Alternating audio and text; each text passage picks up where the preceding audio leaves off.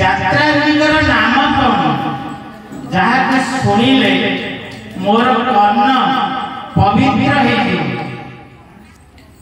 ଯାତ୍ରା ଭାଗବତ ପ୍ରମାଣ କରୁଛନ୍ତି। ମଞ୍ଚା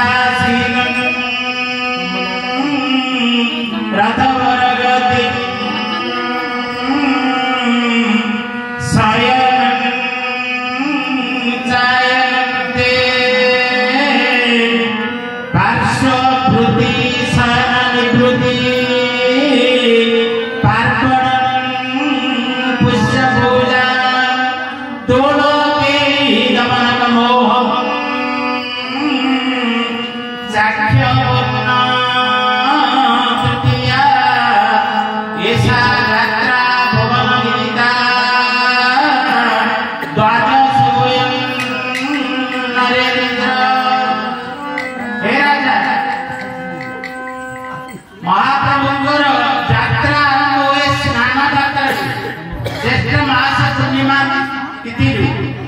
एवं समाप्त हुए अक्षय तृतीया चंदन यात्रा तो मझिरे दुई छाड़ी यात्रा आ 10टी यात्रा मझिरे रही गला। तेणु प्रभु परम पावन पुरुषोत्तम धाम रे 12टी यात्रा रचना करछन। ब्रह्मा पड़े लिखिबा पुणी फेरी आसी कहले प्रभु आपण पुरुषोत्तम क्षेत्र में मानव लीला प्रदर्शन करुछंती, मानवीय लीला करुछंती, मानवीय धर्म आचरण करुछंती। केतेले आपनकर असुविधा को मु देखि परिबे, मोर केतेले असुविधा को मु आपन पाखु आसी परिबे। तेणु ए 12 यात्रा भितरे प्रसिद्ध यात्रा के गुलिक मते कहंतु जोते आपनकु दर्शन कर मते 12 यात्रार पुण्य फल मिलिबो। सेठी पुणी जगन्नाथ कहले ब्रह्मा ना दोले दोल गोविंदन चापे मधुसूदन रथे कामनं दृष्ट्वा पुनर्जन्मं न विद्यते। महाप्रभु कहले 12टा यात्रा भितर 3टा यात्रा मोर प्रसिद्ध यात्रा। कौन कौन? प्रथम यात्रा हेउची दोल यात्रा। दोल विमान उपरे राधा फगुण मासरे दोल विमान उपरे राधा माधव को दर्शन कले।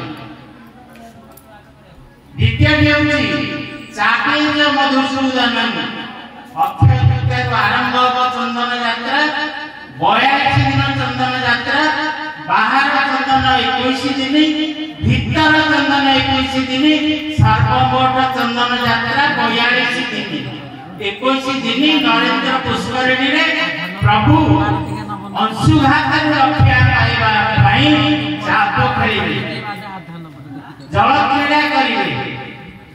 तेणु सेटा चाक उपरे मधुसूदन को दर्शन कले। तृतीय हेउची आजिर पवित्र घोष यात्रा रथ यात्रा बा गुंडीचा यात्रा। रथरे वामन रूपी जगन्नाथ को जदि थरे भक्त बड़दांड दर्शन कला आ केबे हेले तार पुनर्जन्म हब नाही बोली ए उड़िया माने विश्वास करते। पड़े ब्रह्मा पुणी तांका मन भीतर गोटे प्रश्न उठी मारला कहला प्रभु आपण गोटे यात्रा कहंतु जो यात्रा रे थरे मात्र आपण को देखि देले मु 12 गोटे यात्रा पूर्ण फल प्राप्ति हेबी। सेठी महाप्रभु कहले तथि मध्ये अति श्रेष्ठ गुंडीचा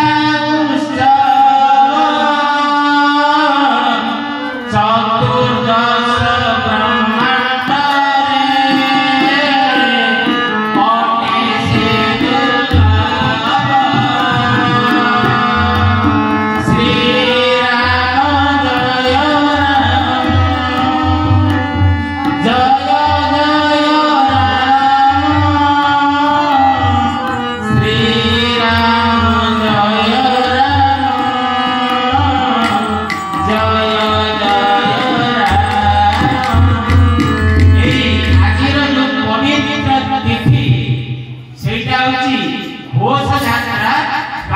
गुंडीचा